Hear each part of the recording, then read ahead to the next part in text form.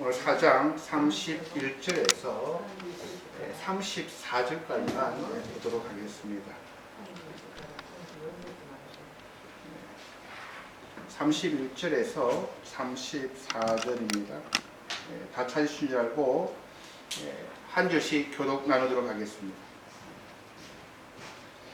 그 사이에 제자들이 청하여 가로되 랍비여 잡수소서.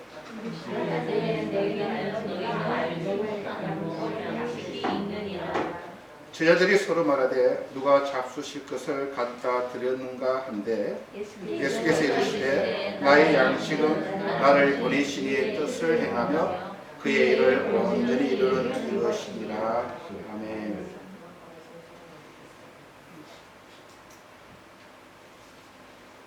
저희들은 요한복음 3장, 4장 통해서 우리 신앙의 큰 기둥이라 하지 않으면 안 된다.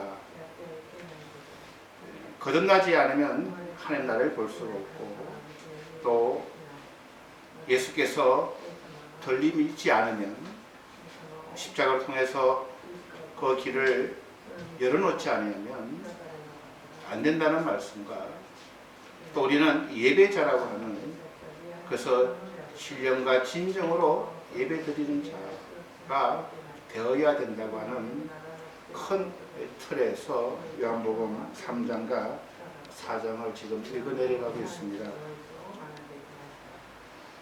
오늘 본문은 그런 사마리아 수가라 성의 여인이 예수님과 만나고 난 후에 이제 또 새로운 그러한 내용이 전개되어 갑니다. 오늘은 우리 인생에 있어서 참 중요한 이 양식, 먹는 음식에 대해서 오늘 본문은 시작합니다. 성경에는 이 음식에 대해서 창세기부터 요한계시록까지 이 양식에 대해서 굉장히 많은 메시지를 우리들에게 던져주십니다. 우리는 음식을 먹어야 살아갈 수 있는 존재입니다. 생명보다 귀한 것이 없는데 음식이 없으면 살 수 없는 것처럼 어쩌면 세상이라는 크고 작은 전쟁, 불화, 분쟁들이 이 먹는 것 싸움이 아닌가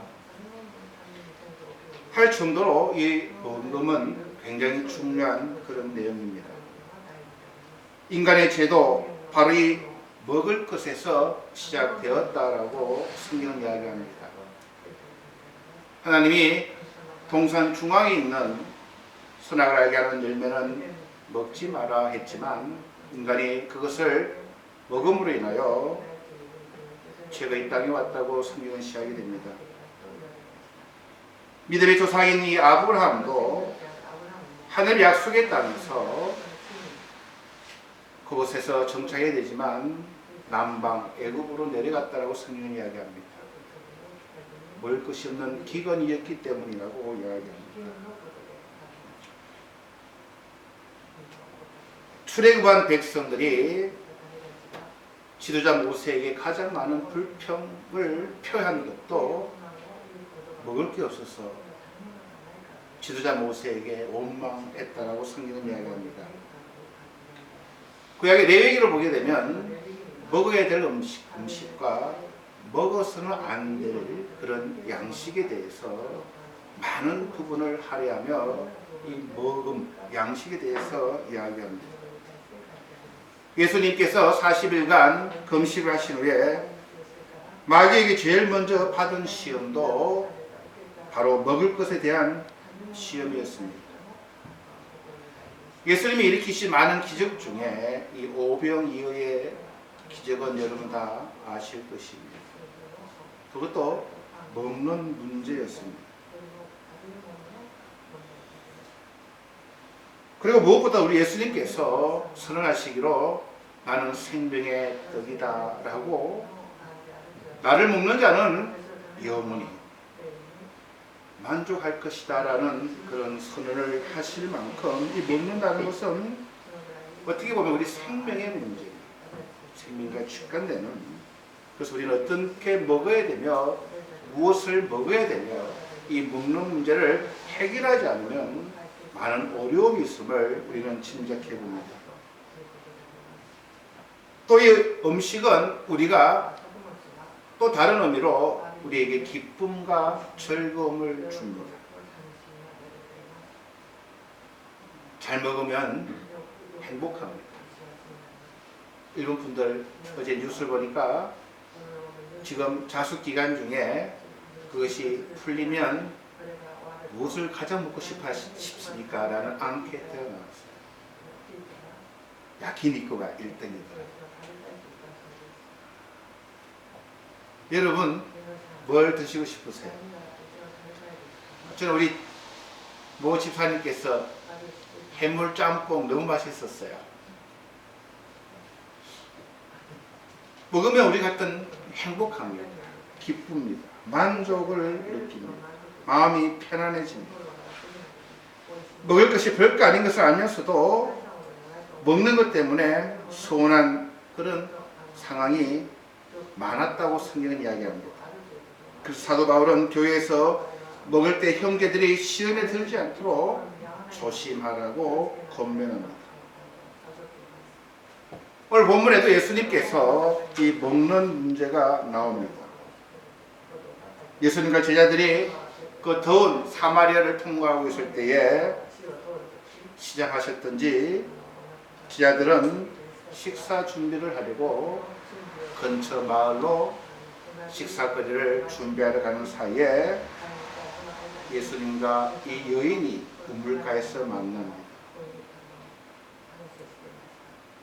이 여인은 예수님을 만나서 그의 인격이 변하고 그가 구원을 받은 여인으로 첫 성령의 사람으로 이 여인이 들고 왔던 물동이를 버려두고 마을로 쫓아가서 예수를 증거한다라고 우리는 말씀을 읽었습니다. 그 사이에 제자들이 청하여 이르되 랍비여 잡수소서라고 성경이 이야기합니다. 이 여인이 너무너무 기뻤고 예수님도 허뭇했는데 그 사이에 제자들이 와서 랍비여 잡수소서.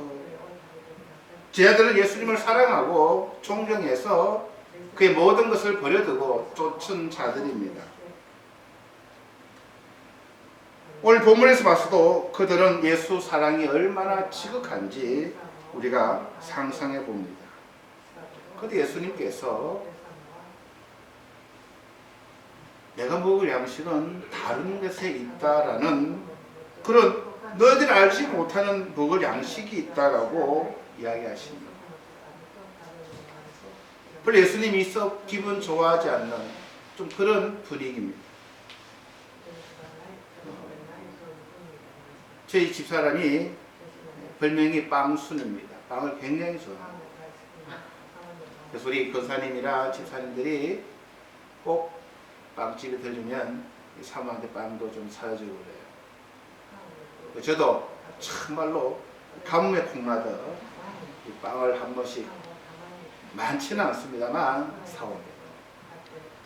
뭘 좋아할까 이러면서 사. 근데 집에 왔는데 집사람이 이제 통화를 하고 있어요. 저는 빵 그 포장지를 딱 앓는 포장지를 딱 들고 있어요. 근데 집사람이 이제 우리 성도님들하고 통화합니다.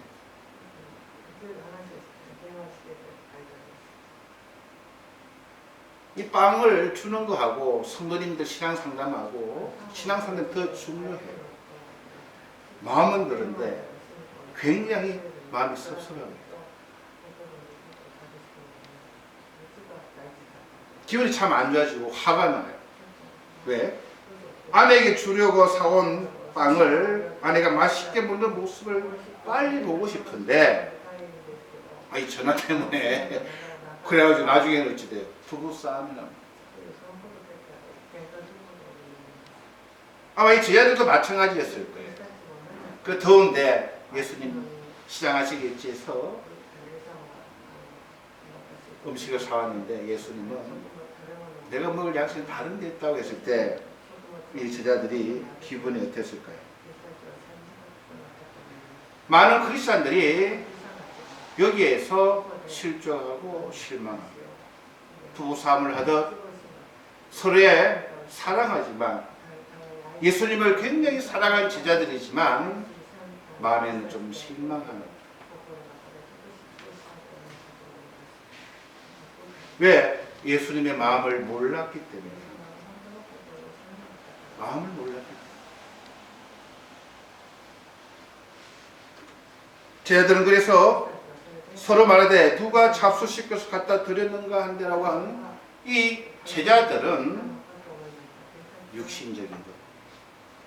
그래서 예수님은 영적인 것을 이런 핀트가 맞지 않아서 우리가 살아가면서 자녀 문제, 부부 문제, 이웃 문제 대충 많은 싸움이 좋아합니다. 사귀고 싶고 사랑해주고 싶고 안아주고 싶고 칭찬해주고 싶은데 그 마음의 깊음을 이해를 못하기 때문에 괜히 섭섭해하는 그런 우리들의 모습을 보면서 이 지혜들도 그렇지 않나 생각합니다. 좀 안타까운 것은 주님이 원하시는 것이 우리는 그것을 알려고 하지 않고 내가 원하고 내 사랑하는 방식대로 주님을 사랑하다가 상처받는 거예요. 주님은 내가 부자 되는 것을 원하실 거야. 원하시는 거야. 그러나 그렇게 안 될 때에 자기 사랑, 자기 노력으로 많은 상처받는 이 모습을 통해서 우리는 정말로 그 마음을 읽어드리는 오늘 일부 분들도 제가 지금 모시면서 단위 집사님이 오늘 은혜 받았다고 우리 부부도 그런 사소한 것 때문에 마음 상해질 때가 많다 이러니까 마리 집사님도 고민나사예요. 자기도 부드럽게 이야기를 해야 되지만 그때 서로 바쁘다 보니까 와갔다 막 이런 식으로 넘어가 버리면서 그걸 차 안에서 둘이 미안하다고 그런 이야기를 들으면서 내 모습도 그렇구나. 참 조심한다고 하지만 그 마음이 통한다고 하는 게 어렵구나. 그래서 우리가 오늘 이 본문을 보면서 우리 주님이 원하는 대로 주님을 잘 섬길 수 있는 오늘 이 본문은 주님은 이 양식으로 정말 내가 배부르고 내 인생에 있어서 행복하고 만족한 행복한 것은 무엇인가를 오늘 우리들에게 말씀해 줍니다. 예수님께서는 무엇이 만족하는 예수님의 삶을 오늘 이 34절 이 짧은 이 문장에서 예수님이 만족하셨다, 행복하셨다, 배불렀던 비결을 오늘 우리들에게 말씀해 주십니다. 우리 예수님은 순종하셨습니다. 교회 오면은 순종이 제사보다 낫다. 그 순종하라는 이야기를 우리가 많이 듣습니다. 예수께서 이르시되 나의 양식은 나를 보내신 이의 뜻을 행하며 그의 일을 온전히 이루는 것이다. 즉 하나님 그분으로만 나는 그분께 순종하는 것이 나는 참 만족이다라고 오늘 우리들에게 이야기해 줍니다. 예수님 그것 때문에 이 땅에 오셨습니다. 하나님 일을 순종하시고자 그렇지 못한 불순종하면 어떻게 될까? 그것을 잘 드러낸 말씀이 이사야서 14장에 나옵니다. 구약 이사야서 14장 잠깐 보도록 하겠습니다. 14장 12절에서 15절입니다. 같이 읽도록 하겠습니다. 너 아침의 아들 계명성이여 어찌 그리 하늘에서 떨어졌으며 너 열국을 엎은 자여 어찌 그리 땅에 지켰는고 내가 내 마음에 이르기를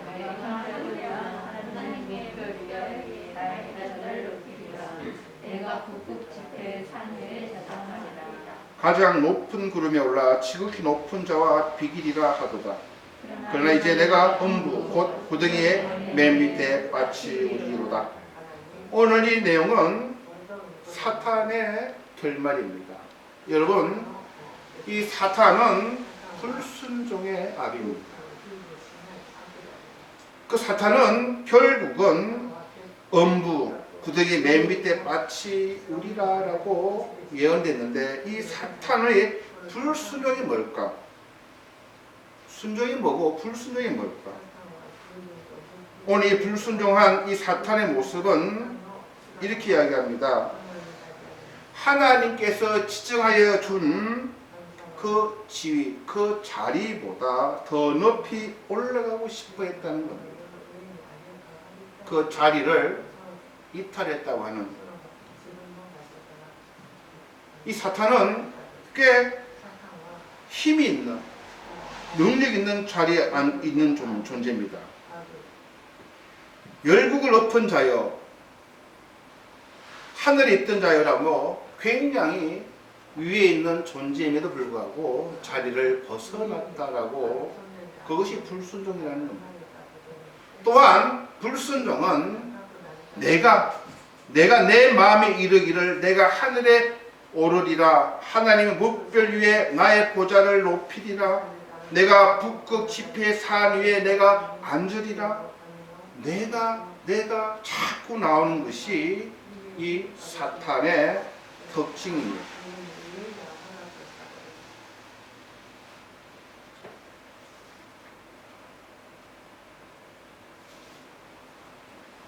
그러다가는 결국은 그는 엄부에 빠쳤다라고 성경은 이야기합니다. 우리 다시 한번 우리가 왜 만족하지 못하는가? 예수님 때문에 자꾸 올라가야 됩니다. 내가 드러나야 됩니다. 그런 식으로 우리가 신앙의 첫 단추를 잘못 깨매면 사탄의 종로로 타다가 만다고 하는 그런 말씀입니다. 내가 그 자리에, 하나님이 나를 있게 한 그 자리에서 나를 드러내는 것이 아니라 하나님께 영광을 드리고 살아가는 것, 그게 순종입니다. 우리 주님께서 사탄의 그런 유혹에 속았다면 주님은 십자가를 지실 필요도 없으신 분이십니다. 말구에 이 땅에 오실 그런 필요도 없으신 분이십니다. 주님은 그래서 자기가 있는 곳에서, 그 자리가 고난의 자리, 그 자리가 정말로 어려움의 자리, 그 자리가 남에게 원망을 듣고 남의 조롱과 남의 비아냥거림을 듣는 자리라도 그 자리에서 주님은 순종하셨습니다. 그게 만족입니다. 우리 인생 살아가면서 자꾸 왜 내 모양이 왜 이럴까? 내가 예수 믿는데 왜 이럴까? 그게 거기서 끝내십시오. 그러다가 사탄의 종로로 타다가 그것이 안 좋은 그런 예를 우리는 너무나 많이 보게 됩니다. 성경에 보면 성도들에게 만족하라고 하면서 몇 가지 우리들이 권면합니다. 고린도전서 7장 27에도 각자 부르심의 그 상태에 만족하다라고 이야기합니다. 너희들 각자의 부르심은 다 다르지만 그 부르심에 만족하라고 이야기합니다. 또 재미있는 부분이 있습니다. 누가복음 3장 14절에 우리가 받는 그 급료, 월급에 만족하라라고 이야기합니다. 아마 이런 설교를 아마 예수 때문에 대박 맞으려고 하시는 분들이 들으면 저 목사 믿음 없다 그런 소리 들을 수도 있습니다. 그러니까 저는 성경에 있는 말씀대로 찾아서 이야기해 드립니다. 하나님 우리를 더 높은 곳으로 더 많은 급료를 주면 그것도 감사할 노릇입니다. 그러나 그것을 쫓아가다가 불순종하는 죄는 피하자고 하는 의미입니다. 히브리서 13장 5절에도 갖고 있는 것에 감사하라. 디모데전서 6장 8절에 우리가 먹을 것과 입는 것이 있은즉 족한 줄로 알아라라고 이야기합니다.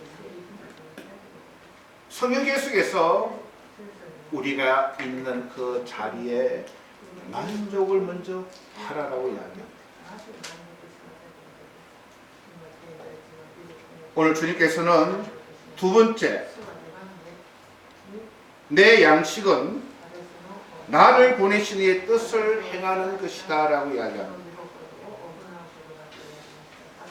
주님께서 참 만족하셨던 것은 나를 보내신 하나님의 뜻을 아는 것이다, 듣는 것이다, 멋진 설교를 내가 매주 듣는 것이다가 아니라 행하는 것이다 라고 이야기하십니다. 많은 분들이 오해를 합니다. 좋은 설교 들으면 내가 좋은 믿음을 가진 것처럼 착각합니다만, 그러나 저희들은 다시 한번 생각해야 됩니다. 좋은 믿음이 뭘까? 아무리 내가 좋은 설교를 듣고 좋은 그러한 것을 누린다 하더라도 행함이 없습니다.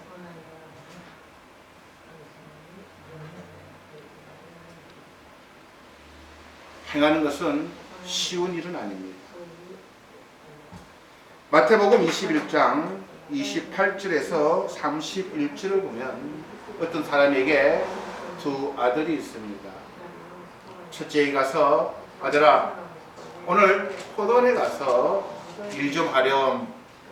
그러니까 첫째가 예 아버지 그러겠습니다 하고는 가지를 않았어요. 그 아버지께서 둘째에게 같은 부탁을 합니다. 오늘 포도원에 가서 좀 일 좀 하라. 둘째는 싫어요. 그런데 나중에 둘째는 아버지 말에 순종해서 포도원에 가서 일을 했습니다. 주님이 묻습니다. 너희 생각에는 어떠하냐? 누가 아버지의 말을 들은 자느냐? 둘째라고 다 답을 합니다. 우리 주님 참 유머가 있으십니다. 예 주님, 제가 주님 일을 열심히 하겠습니다. 우린 조심해야 됩니다.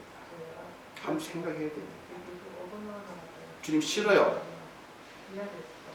그런데 그 둘째가 아버지 말에 순종했다라고 이야기하는 것, 많은 우리에게 임팩트를 주는 메시지입니다.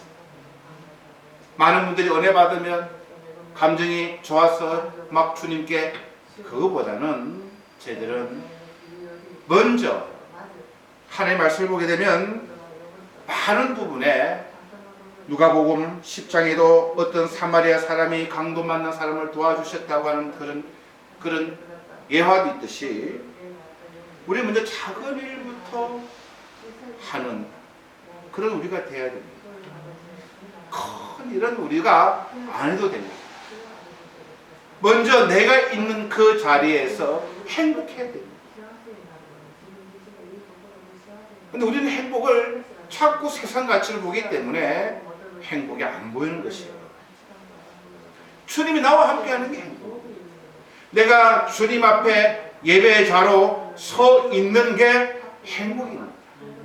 내가 거듭나서 하나님이 여기 나에게 임하고 내가 그분을 내 아버지라고 부르는 자격을 얻은 게 행복임에도 불구하고 우리는 자꾸 그 자리에서 이탈하고 위로 올라가고 싶은, 나를 자꾸 드러내고 싶은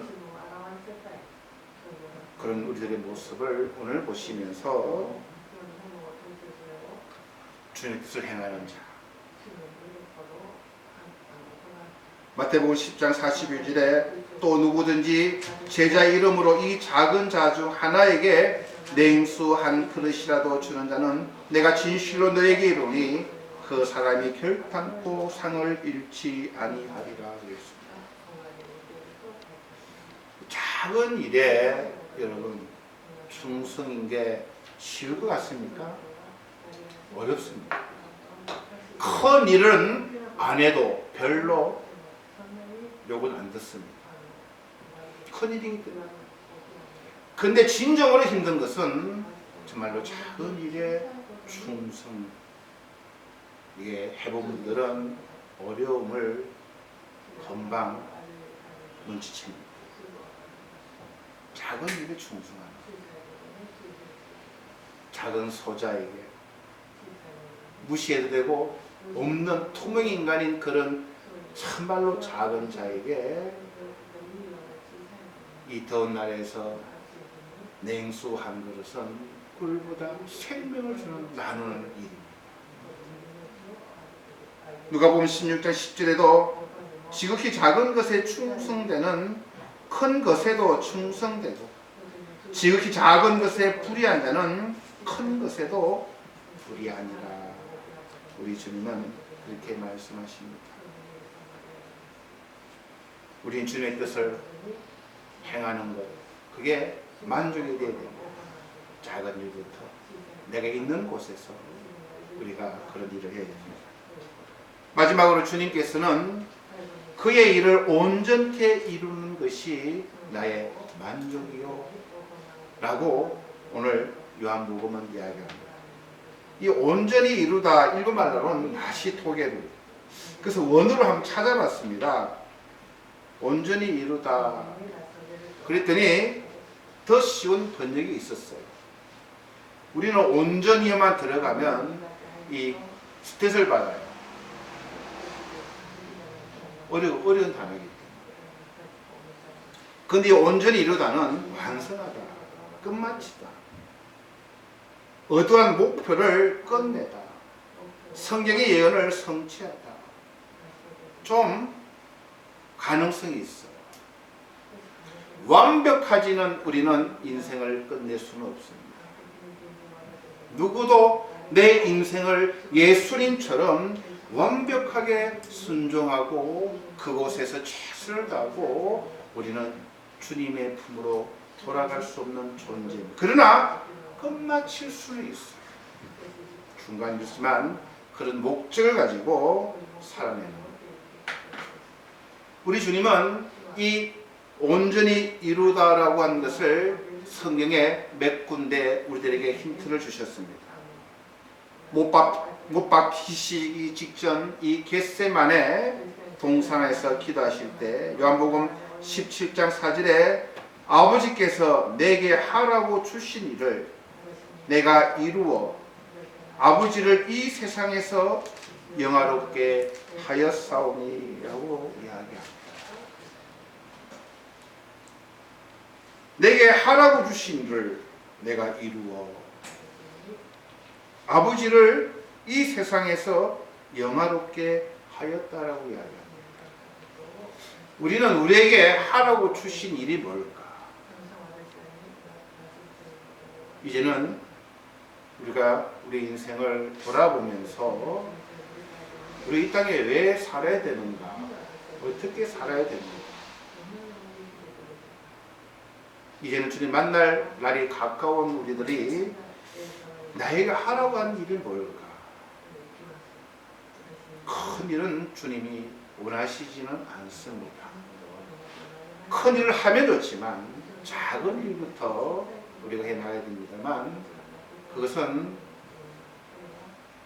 전도, 선교, 그리고 내가 예배자로 내가 있는 곳에서 내가 행복하고 기쁨으로 먼저 살아내는 주님은 세상을 구원하시고자 모든 악한 영들 모든 것을 주님 안에서 통일시키고 주님께서 우리를 위해서 그 속죄 제물로 그 일을 하셨습니다. 그래서 아버지를 영화롭게 했어요. 우리 각자 내가 어떻게 살아드려야 되는가, 나에게 왜 건강을 주셨고 이런 것을 주셨을까, 우리는 바쁩니다. 생각할 수도 없지 하루하루 살아갈 수밖에 없습니다만 그러나 우리가 주일날 우리 인생을 어떻게 살아야 잘 살아드릴 수 있을까 그런 고민하는 여러분과 제가 되기를 부탁을 드립니다. 마지막으로 십자가에서 외치신 그의 마지막 말씀 중에 다 이루었다라고 하는 말씀이 오늘 온전히 이루는 그런 내용과 똑같은 단어입니다. 예수님께서 자기가 드시는 양식, 너희들이 알지 못하는 내가 참으로 만족하고 참으로 내가 이 생명, 이것 때문에 내가 이 땅에 왔다고 하는 세 가지 포인트입니다. 예비자들은 어떻게 살아야 됩니까? 요한복음 3장 4장에서 거듭나고 예수님께서 십자가에서 들리셔야 되고 예비하는 자들은 이렇게 만족해라 라고 연결해 볼 수가 있습니다. 비록 순종이 어려워 보입니다. 그러나 우리가 그 자리에서 조금만 불순종하게 되면 그 결과가 엄부에까지 내려갈 수 있는 존재임을 오늘 우리는 배웠습니다. 또 주님은 행하심으로 그 갈릴리라고 하는 그 좁은 땅, 그 작은 에리아에서 하셨던 그 어떻게 보면은 작은 일이었어요. 총 같은 그런 동네에서 거기에서도 최선을 다하고 섬겼던 그 행함이 전 인류와 전 우주를 변화시키고, 그리고 주님은 그 일이 비록 땀이 피로 변해야 될 그런 두려움과 고통이었습니다. 쉽지는 않으셨어요. 그렇게 돌아가셔야 됨을 알고서도 그 일을 끝까지 온전히 이루셨다고 합니다. 우리 그렇게 다 완벽하게는 할 수 없습니다. 때때로 우리의 위치를 이탈하고 돌아오시면 돼요. 우리는 정말로 큰 비전은 없어도 작은 할 수 있는 것을 우리가 하루하루 해나가므로 또 우리가 어떻게 살아야 될 건가 그 끝마치는 그때까지 그 일을 우리가 붙들고 살아가는 저와 여러분 되기를 주의 이름으로 축원드립니다. 잠깐 우리 기도하시겠습니다. 주님, 은혜를 감사드립니다. 오늘 요한복음을 통해서 저희들에게 큰 메시지를 던지셨습니다. 순종하는 자가 되어라. 그리고 작은 일에도 충성. 그리고 인생을 이 땅에 살아가는 의미를 다시 한번 묵상하며 그 일을 위해서 최선을 다하고 달려가라. 우리 동부에 사는 성도들 오늘 설교 말씀 붙들고 그것이 참 만족임을 깨달아 날마다 행복하게 살아갈 수 있는 제들 되게 도와주시옵소서. 감사드리며 예수님 이름으로 기도드렸사옵나이다. 아멘.